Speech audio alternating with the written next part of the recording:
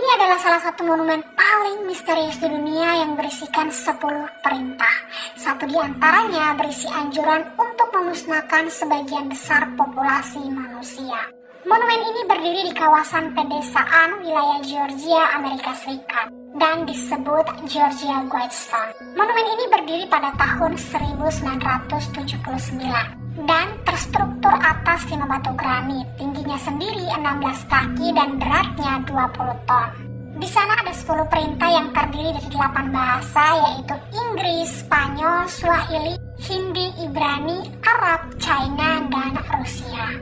Perintah pertama yang tertulis di monumen ini adalah maintain humanity under 500 million in perpetual balance with nature, yang artinya harus mempertahankan jumlah populasi manusia di bawah 500 juta jiwa agar memiliki keseimbangan abadi dengan alam.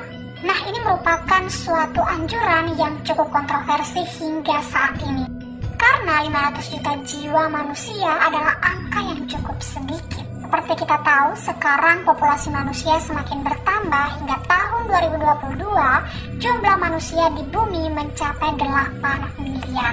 Dari pesan di atas ini, banyak orang berpendapat bahwa pesan ini berhubungan dengan wabah-wabah besar yang pernah terjadi di bumi, seperti wabah pers, wabah kolera, bahkan COVID-19.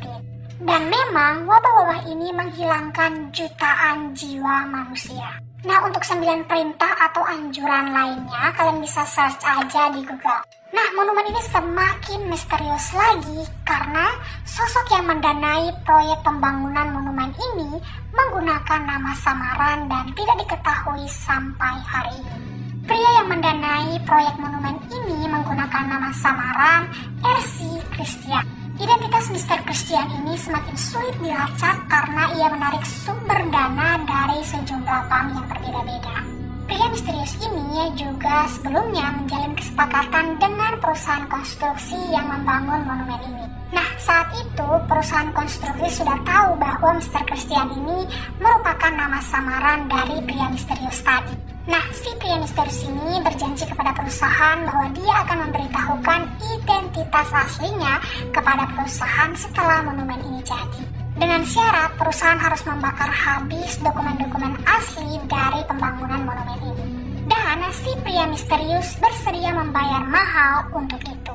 Nah, setelah monumen ini jadi, pria misterius tersebut atau Mr. Christian, ia menghilang begitu saja. Dan hanya 2 orang yang berhasil melihat Mr. Christian dengan menggunakan mata kepala mereka. Apakah Mr. Christian ini merupakan elit global? Tidak ada yang tahu.